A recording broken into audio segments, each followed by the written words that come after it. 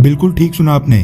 Technically Bharat ने पिछले कल पाकिस्तान को अपने सभी न्यूक्लियर ठिकानों की लिस्ट सौंप दी है। पाकिस्तान और चाइना, जो अपने आप को आयरन ब्रदर बोलते हैं, ये दोनों ही भारत के सबसे बड़े दुश्मन हैं और ये बड़ी हद तक पॉसिबल है कि कल को अगर बॉर्डर के ऊपर किसी भी एक देश के साथ कॉन्फ्लिक्ट होता है तो पाकिस्तान हो या फिर चाइना, तो उसमें दूसरा जरूर कूदेगा। इसलिए भारत भी पिछले 2 सालों से दोनों के साथ 2 फ्रंट वॉर के लिए पूरी तरह से प्रिपेयर कर रहा है। जब भी 2 देशों के बीच में कोई युद्ध होता है तो उस समय दोनों देशों को जिनेवा कन्वेंशन के अंतर्गत कुछ रूल्स और प्रोटोकॉल्स को फॉलो करना पड़ता है, जो कि पहले से निर्धारित हैं। जो लोग वॉर में हिस्सा नहीं लेते हैं, जैसे कि सिविलियंस, उनको टारगेट बिल्कुल नहीं किया जा सकता है। उनके पर्सनल राइट्स जैसे कि right to respect, right to respond to families या राइट टू रिसीव रिलीफ को दोनों देशों की सेनाओं द्वारा प्रैक्टिस किया जाता है।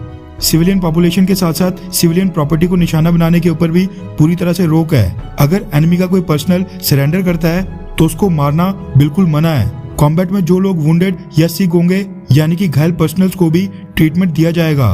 मेडिकल पर्सनल्स, मेडिकल एस्टेब्लिशमेंट जैसे कि हॉस्पिटल्स और रेड क्रॉस बैरियर्स के ऊपर हमला करना अपराध माना जाता है। हालांकि ये बात भी सच है कि जब 2 देशों के बीच में वॉर छिड़ता है तो इनमें से कई सारे रूल्स और प्रोटोकॉल्स को तोड़ा जाता है।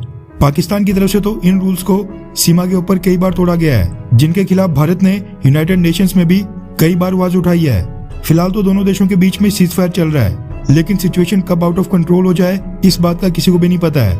दोनों देश ऑलरेडी पहले भी 4 बार युद्ध लड़ चुके हैं और मिलिट्री स्टैंड ऑफ तो दोनों देशों के बीच हमेशा ही सामने आते रहते हैं। भारत और पाकिस्तान दोनों न्यूक्लियर वेपन से लैस देश हैं। ऐसे में दोनों देशों के बीच का कोई कॉन्फ्लिक्ट न्यूक्लियर वेपन्स के इस्तेमाल तक ना बढ़ जाए, इसका खास ध्यान रखा जाता है। दोनों देशों के अंदर कई सारी न्यूक्लियर फैसिलिटीज और न्यूक्लियर इंस्टॉलेशंस हैं। भारत में कई सारे न्यूक्लियर पावर प्लांट्स हैं जहां पर इलेक्ट्रिसिटी जनरेट होती है।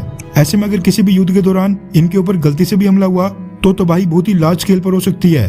लाखों लोगों की जानें जा सकती हैं, जिसके बाद युद्ध फिर न्यूक्लियर वेपन्स के यूज तक एस्केलेट होना बिल्कुल कंफर्म है। ऐसे में पाकिस्तान और भारत ने मिलकर डिसाइड किया है कि हम इस तरह की सिचुएशन को अवॉइड करेंगे और जिनेवा कन्वेंशंस के रूल्स फॉलो करने के साथ साथ अगर दोनों देशों के बीच कोई युद्ध भी होता है तो उस केस में एक दूसरे की न्यूक्लियर फैसिलिटीज और न्यूक्लियर इंस्टॉलेशंस के ऊपर हमला बिल्कुल नहीं किया जाएगा। इसके लिए दोनों देशों ने दिसंबर 31, 1988 में एक एग्रीमेंट साइन किया था, जो कि लागू हुआ था जनवरी 27, 1991 में।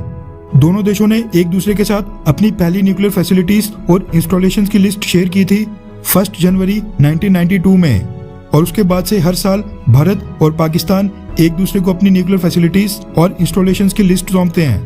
पिछले कल 1 जनवरी 2022 को भी यही 31 साल पुरानी प्रक्रिया फॉलो की गई थी और दोनों देशों ने अपने डिप्लोमेटिक चैनल्स के जरिए एक दूसरे को न्यूक्लियर फैसिलिटीज और इंस्टॉलेशन की लिस्ट प्रोवाइड की थी। दोनों देशों में हर साल नए nuclear power plants, nuclear facilities और न्यूक्लियर इंस्टॉलेशंस बन रही हैं, जिनका इंडस्ट्रियल यूज होता है। बस इसी कारण से हर साल ये अपडेटेड लिस्ट शेयर की जाती है ताकि किसी भी युद्ध के समय इनके ऊपर हमला बिल्कुल ना किया जाए। खैर, वीडियो अच्छा लगे तो लाइक करें और नीचे कमेंट करके बताएं कि क्या भारत को चाइना के साथ सेम इसी तरह का एक एग्रीमेंट साइन करना चाहिए, हाँ या फिर नहीं।